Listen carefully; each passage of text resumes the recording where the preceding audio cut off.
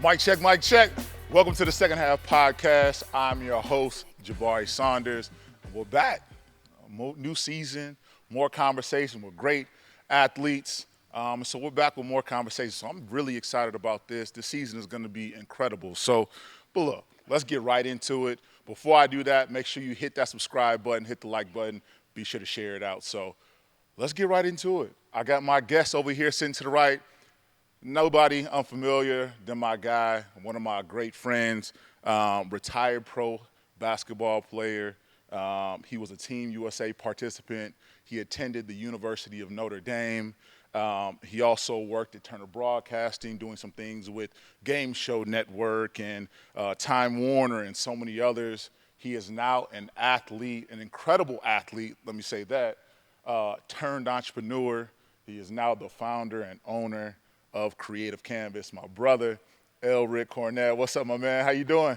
I'm well, thank you. Awesome, Thank you for having man. me, man. This is great. This is great. It's great to be here at the Boys and Girls Club with so many phenomenal young people, and I'm really fortunate to be here with you. No, my man, absolutely. Like, this is great. Being here, we're actually down here at the Boys and Girls Club of Kentuckiana, shooting this live in front of the Boys and Girls Club. So, without further ado, man, let's get right into it. I know we've talked a little bit about us being back here at the Boys and Girls Club ourselves, but let's get back in. This is our second wind at this. We are unfamiliar to us having this conversation.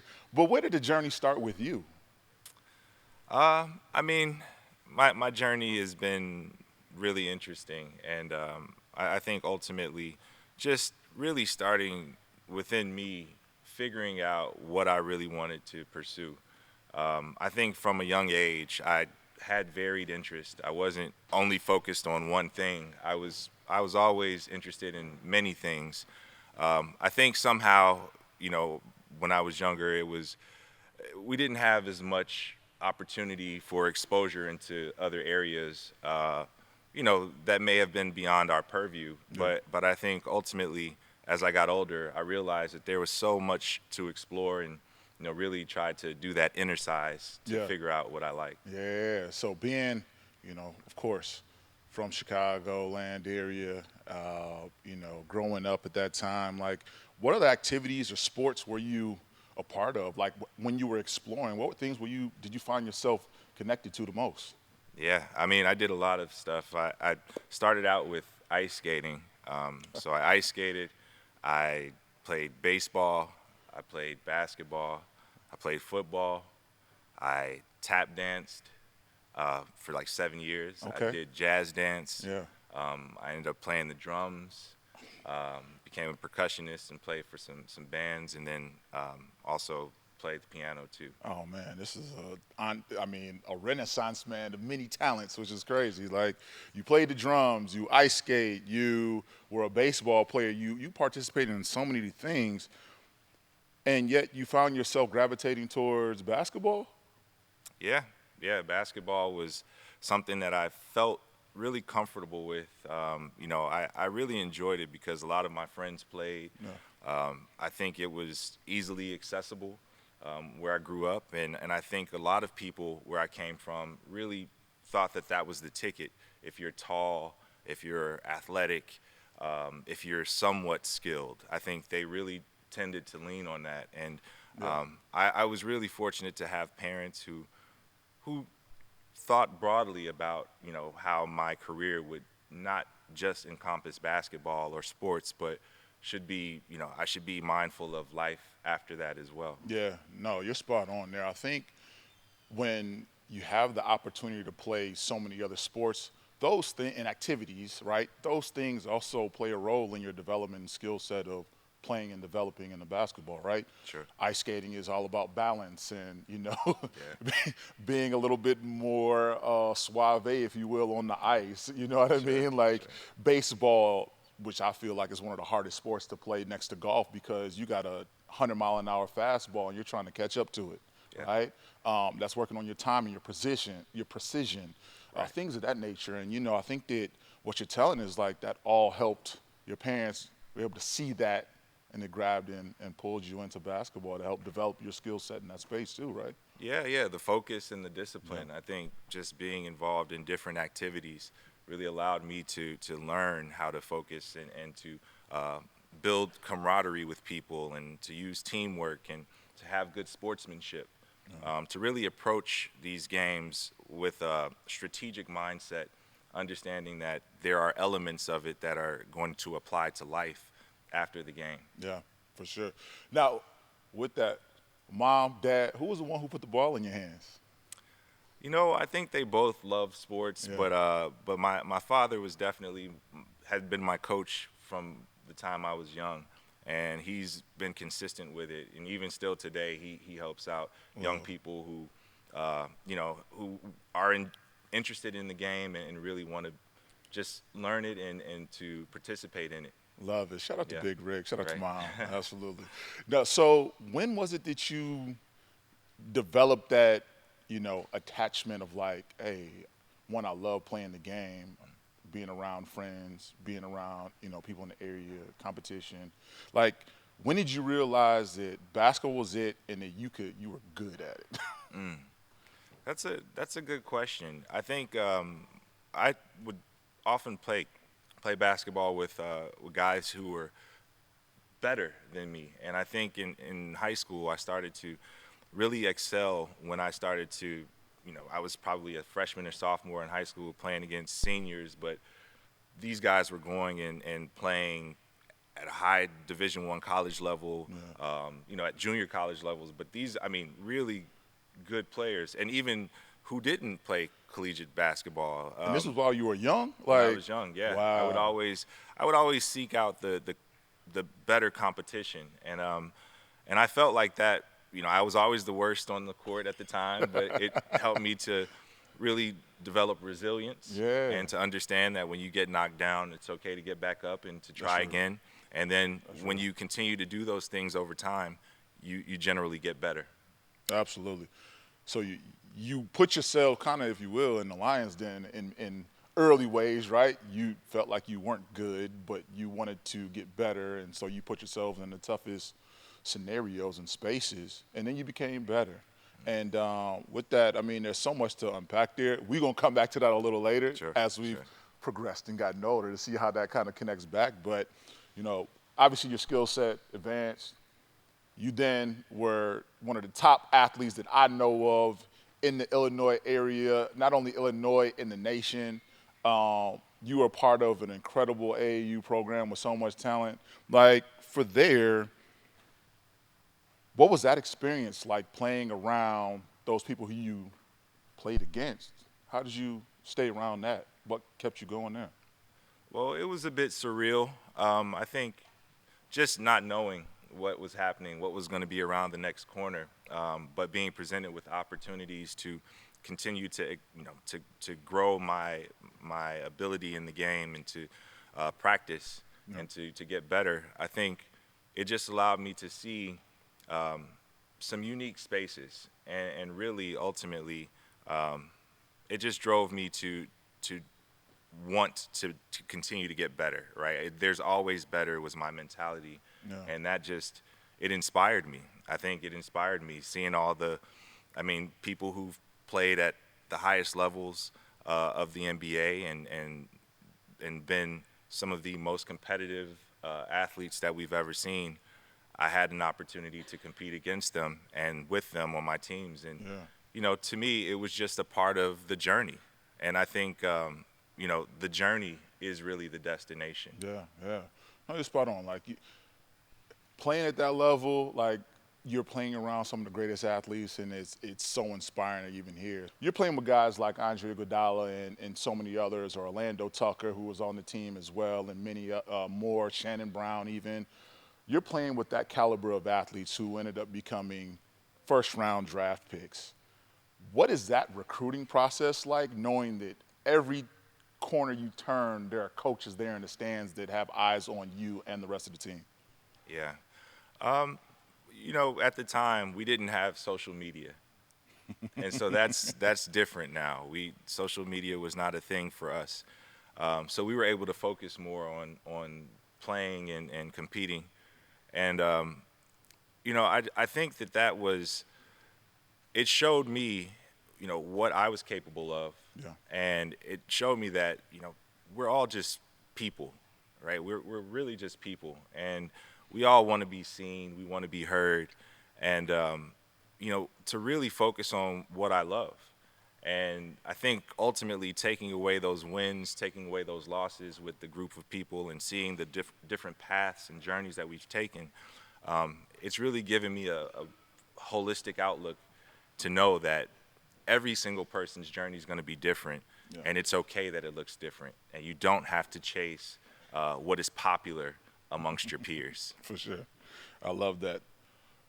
With that, you decide to make the decision of going to University of Notre Dame. Yeah. Before we even step into that space, who were the other ones that were kind of knocking on your door of like, hey, we want you to come play at this school or that school? It was a robust list of schools Yeah. that, I was really looking at in terms of potentially attending. At the time, scholarship offers were coming in relatively frequently, Yeah. and so it was really interesting and again just like overwhelming a bit, Yeah. but it was a fun process to navigate and to really identify what I wanted my future to look like. I always told my mother, I said, I could party for 4 years and struggle for the rest of my life, or I could, work hard for 4 years and maybe have an easier path the rest of my life when it came to college and the way I approached it. And so, I used to say that, and of course, you're young and you have to go through your trial and error. But I think it was really important for me to match the athletic sort of level of play at the institution with a great academic experience. And so before we even get into Notre Dame, so even before that, we're looking at this space of recruiting and how that's happening now. Like you said, we didn't have social media back then when we Right. were coming up. Only thing you had was a VHS tape or a compact disc or DVD or whatever it was, and you could send that out or people would capture it somehow, some way. And this new space is NIL, right? That's a whole new metric. How would NIL back then have helped you decide? Would you still have been on that path of this is what's for me, or would you have kind of taken a different approach in choosing which school you wanted to navigate and attend your career at? Yeah, I believe that, the landscape of collegiate athletics has evolved. Yeah. And so I definitely would have approached the process differently. I don't know that I would have made a different choice because I chose Notre Dame because of the people, because of the academic standards, because of the athletic program, because it allowed my family to have an opportunity to come and see me play, and for me to get back and forth home to them and to spend time with them as well. So Yeah. I think all of those things played a role, and it really ended up being a phenomenal place to go to school. That's awesome. Yeah. So going there, you decided, I'm going to Notre Dame. You're doing your thing on court. Off court, what were you interested in at that time? Like, what was your passion space for you to say, hey, this is going to be my major and what I'm going to focus on off the court? What was that? So I really had to do some soul searching. It was, the way that the curriculum was laid out was not easy to navigate when you come from a smaller, high school. And so in going to college, I really got into design. So I chose to do visual communication design, graphic design as my major. And I actually got my supplementary major was computer applications. So I really leaned into innovation. I wanted to lean into expression and understanding how to solve problems. I think that's something where, creativity is, or art, I should say, is creative expression versus design being solutions for problems. Yeah. And so really being intentional about figuring out ways to help ease the friction that people experience. Balancing out the friction, having both, like, you're there focused on the design aspect of your career. there, but you have to balance that out with what you're doing on court. Right. How did you balance the rigorous trainings of such a prestige university such as Notre Dame, basketball school, football school? Like, how do you balance that as being a student athlete and also focusing within your design space that you wanted to be in? It wasn't easy. It was not easy, and I think to whom much is given, much is required. Yep. I used to try and strive for work-life balance, and that was something that was really important for me. And I wanted to spend time doing things outside of playing basketball, but I also wanted to do things that were basketball focused. This point in my life, I've leaned into like work-life integration, and I think that there could have been a way when I was at school to really integrate these things, but I think that's a part of this journey that we're learning, and we're constantly trying things, failing, trying, failing, trying, and then succeeding. Yeah. And so I think really looking back, I was thinking about time management, and I was working on it. But I think as I've gotten older, that's been something that's really helped me with organizing myself and just knowing the right places to lean into opportunities. So that was something that really kicked off when I was at Notre Dame. Nice. At Notre Dame, on court, in the gym, every day, what did that, if you remember that, what did that kind of day-to-day rigorous activity look like for you and your experience? Well, it was a slap in the face when I first got there. I'll tell you, it was. I went from high school, just to preface it. My high school, I graduated. There were 9 people in my graduating class, and so this was co-ed. Very small school, but we had a really good basketball team, and we didn't recruit. We just happened to have a really good team. So we would practice 3 days a week. Totally different from going to a university, a D1 university, where you're practicing at least 6 days a week. Sometimes you have 2-a-days. Sometimes you have to, do cardio work. Sometimes you have to lift, and then you have to make sure you maintain your schedule, your class schedule. So it was really an interesting time, but it helped me to work on my self-discipline, to work on being just more self-aware and figuring out ways to really get the job done.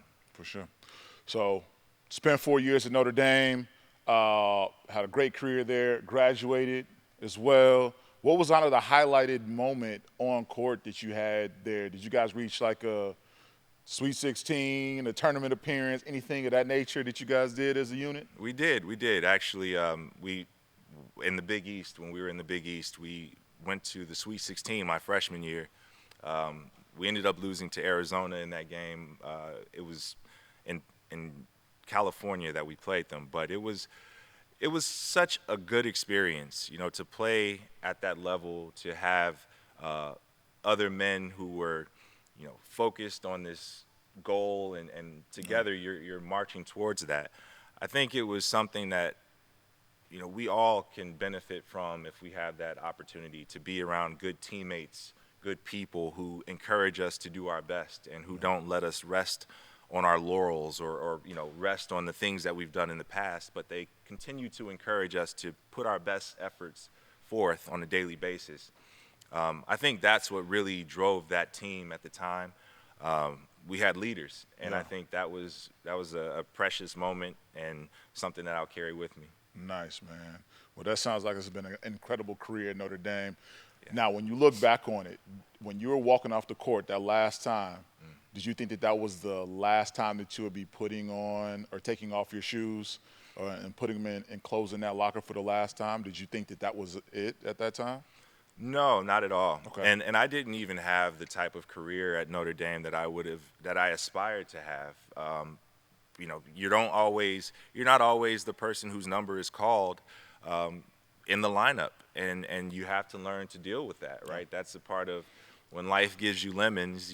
What you gonna do with them? Exactly. You make lemonade, and so from that, I was ready to explore what was next. And I thought that I still had an opportunity to play professionally, and I I had agents who were reaching out to me, and I ended up finding the right fit.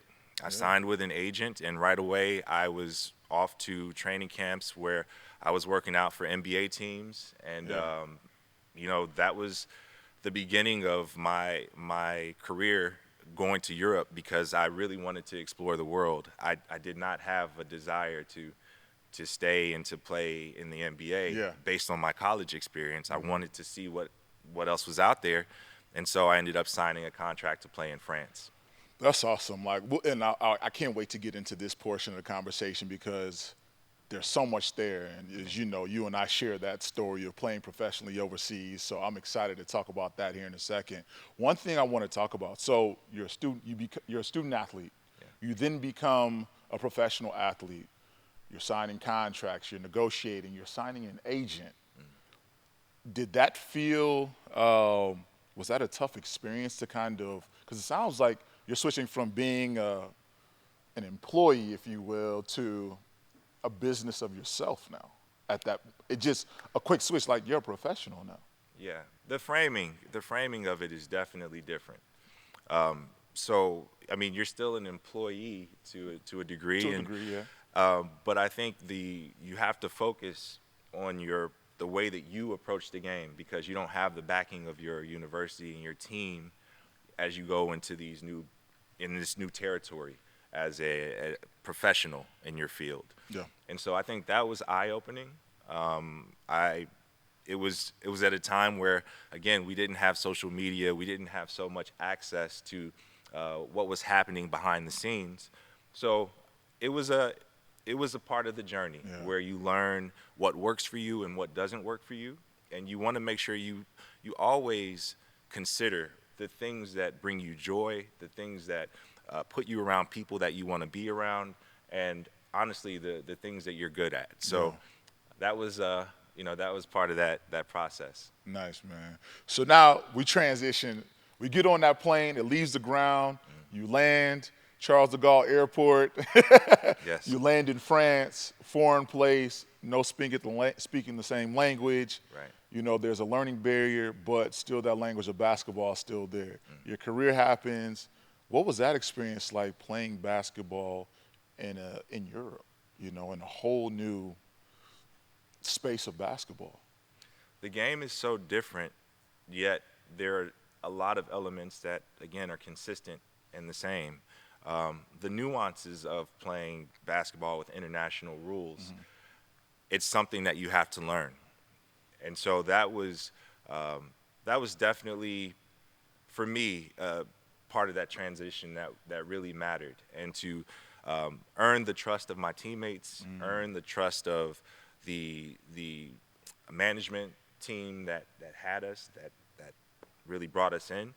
I think that was so important to each foreign player who was coming to that country to play, and we really wanted to put our best foot forward. Yeah. So, really trying to learn the customs, trying to fit in with society, and to just learn your way around. It was a new experience for me, and I think ultimately it was one that was really enriching because I still have friends to this day that I made over there. No, that's incredible. Like the story, and I tell people all the time of when you get the opportunity to explore and go to Europe or Africa or anywhere abroad, you get to learn and experience so many things culturally, and it broadens your aperture quite a bit. And something you said, you was like, you weren't necessarily interested in playing in the NBA, whether it was, joining a professional team in the NBA, which is totally fine, but you ended up going abroad. What were some of the things that you could appreciate being abroad as your aperture started to open while you were playing there? Well, there was life that was beyond basketball in a lot of ways. There were, people would bring you in and really open up their homes to you, showing you different things that they participated in that was not basketball related.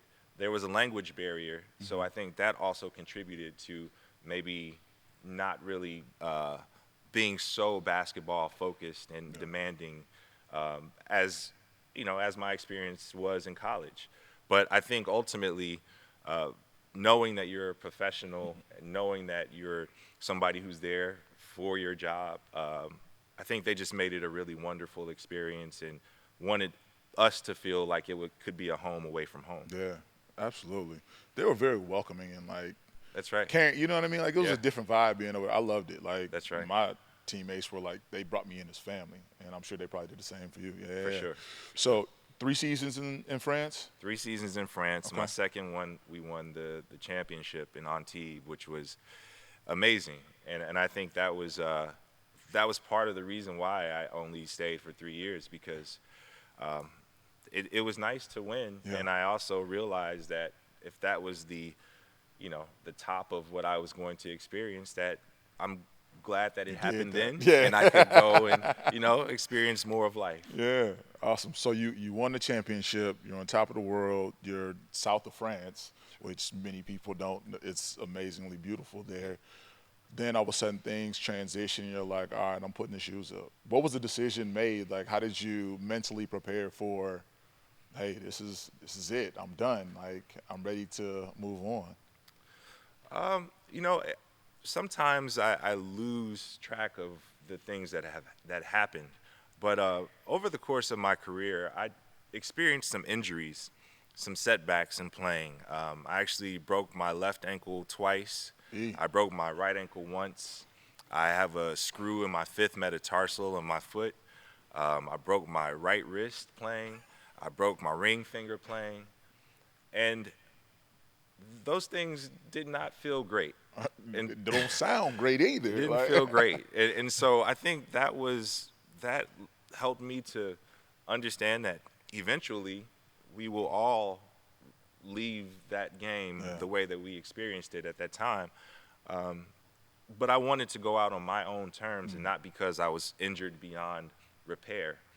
Uh, I felt like my design degree, my interest in other things could really open up the world for me to try new things. And so that was something that I really wanted to do, and made that transition and ended up moving to New York.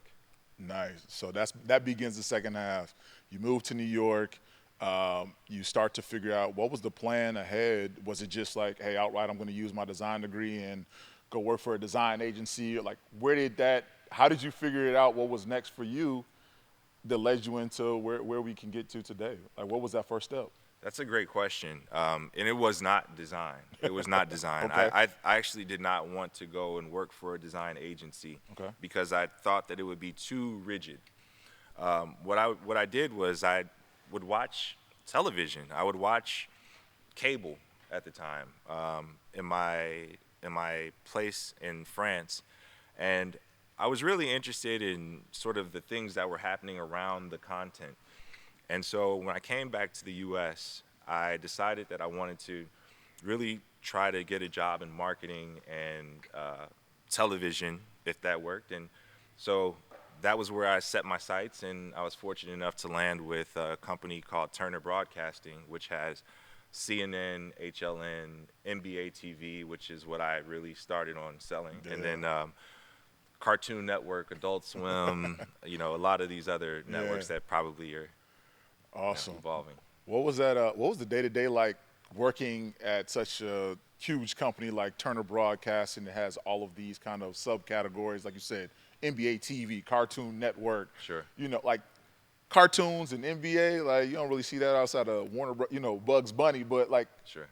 how was that happen with you? And that's like, what's that day to day look like? I was interested in seeing what corporate America Yeah. felt like.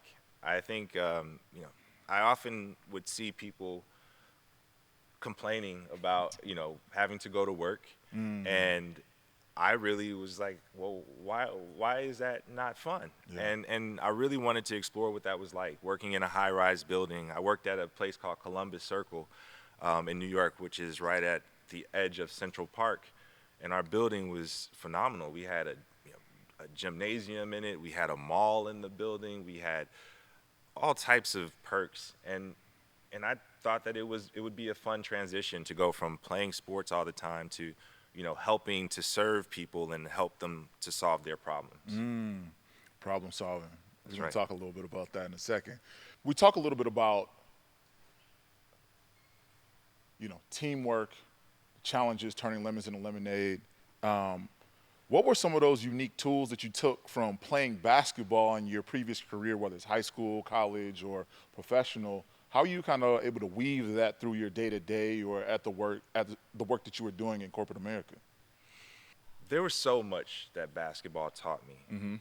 It's really hard to separate it because it is a training ground. It's a training ground. When you're in between the lines, you have to think strategically, right? You have to outwork people. You have to be selfless in a lot of scenarios. Sometimes you have to be selfish and take the initiative. And I think ultimately it's a training ground for life. And so there wasn't just one thing or a couple of things that I took away from it. I think the whole of it really is a parallel for me. Oh, that's great. So you spent what, maybe about 10 years Turner Broadcasting in that space, and then you transition into what we know of as entrepreneur space. What was that journey like in transition? Because you've been working day to day, showing up at 9 a.m. every day, leaving at 5, 6, 7 o'clock, or whatever it is, into now not having that schedule or anything like this. So how did you balance that transition as you now created your own schedule? Well, I think to have that work ethic. I think now the constraints are off, Yeah. and so for me, I immediately went and got my Part 107 pilot's license, so I can fly up to 55-pound unmanned aircraft. That was something that I wanted to do. So getting into that and actually facilitating courses where I help other drone owners to learn how to conduct business, whether it's thermography or orthomosaic mapping or, like seriously, there's so many Yeah. things, search and rescue, law enforcement. There are a lot of different avenues for drones to really serve and help us. From that, I actually got into automation and I went back to school and got my AI strategy certification at Cornell. And what I gained from that was understanding how to use data, how to interpret data, how to leverage it in a way that can benefit us, but also realizing the limitations. And so I think ultimately being a lifelong learner and being somebody who is like I lead with curiosity and and just being genuine, I Yeah. think that's just a recipe for success. Yeah. Now, it sounds like you've developed a skill set of just always wanting to educate yourself on new things, new ways of life, new ways of being creative or design and kind of utilizing that space. Do you have any like mentors or anyone to help you navigate this space post your career? Absolutely, absolutely. So many. I mean, just too many to name. A lot of them came in the form of what looked to be adversaries, Yeah. right? Like people who maybe I didn't agree with. But I think those are sometimes our greatest mentors and our greatest teachers. Love it. Love it. Creative Canvas. That's the space we're in right now. Yeah. You're the owner, operator, the CEO, the founder. You're running that creative canvas. What? Tell me a little bit more about Creative Canvas. Sure, sure. So, with Creative Canvas, what I do is I help individuals build businesses, and then I help businesses build brands. So, essentially, we want people to, generate more revenue and earn happier customers. And ultimately, the best way to do that is to provide outstanding service, to really listen to what people's needs are, and then to address those needs Yeah. from using the resources that are available. Oh, awesome. All right, now with Creative Canvas, you said so much with that. Are you still using that design degree to help curate and navigate this entrepreneur space with it? Absolutely, it's funny how history sort of repeats itself, Yeah. and I feel like I've really leaned into some of those skills that I've put to the side. I'd put to the side for a bit, but had still sort of been there. I've really leaned into those things over the last few years. Yeah. Whether that's this strategy, delivering strategy, or if it's project management, understanding the different ways in which you can get, accomplish goals. Typography, really understanding the essence of communications in that way, in that visual language. And then other things in there as well, really making sure that I can deliver case studies in a proper way. And, Okay. just understanding all the different ways in which people, can either win their day or not win their day, and being able to architect a solution for those people. Love it. Love Yeah. it. I don't want to say in the create, because I feel like I'm so off with saying it.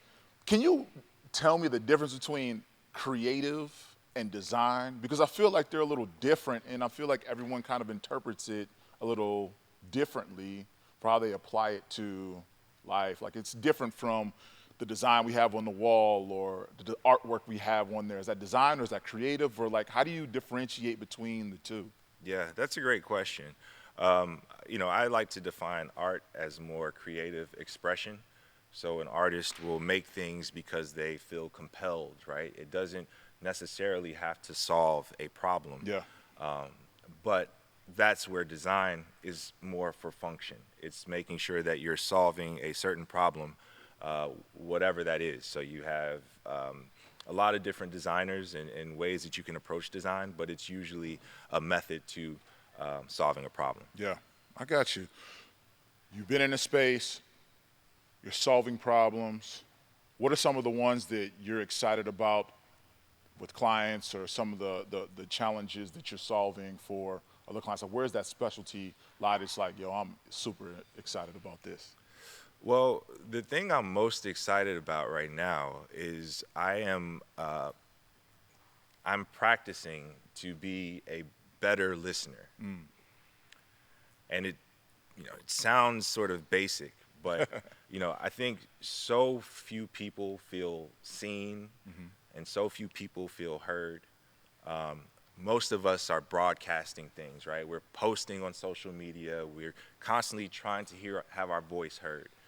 And I am taking approach to working on my listening skills. Nice. And so that's something that I'm really leaning into. I want people to feel like they have someone who's there to understand and to not provide advice, not to provide judgment, but to listen. And they will hopefully walk away feeling heard, and then I will walk away being a better practitioner of listening. Love it. So former athletes or retired athletes, they haven't quite figured out their way. You've kind of found your balance in this second half of yours, this career. You're thriving in this space of creative canvas. What advice would you tell OL growing up how to navigate this space that you're in now? It's a great question. I would probably, to my younger self, just encourage myself to stay curious. To stay curious, to be kind to people, because relationships really matter, and the way that you make someone feel matters. So think about those things, and then to do what brings me joy, right? That's going to be unique to every individual in here. Love it. Love it, man. Yeah. Bro, I appreciate you being on here. Appreciate you. Man, great conversation. I mean, an incredible career, and being able to share that with so many people. Hopefully they take that on and challenge themselves to grow. As those listening and tuned in and subscribe to the Second Half Podcast, where can they kind of follow up with you, with L? Yeah, I'm accessible. LinkedIn is probably where I'm most active in terms of social media. But beyond that, I can always be reached. My phone number and email address will be available on there. So, love it, man. creativexcanvas.com. Love it, love it.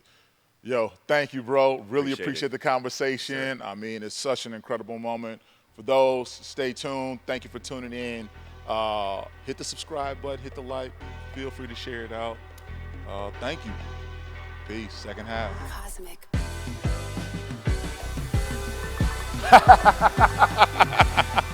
Love it, love it.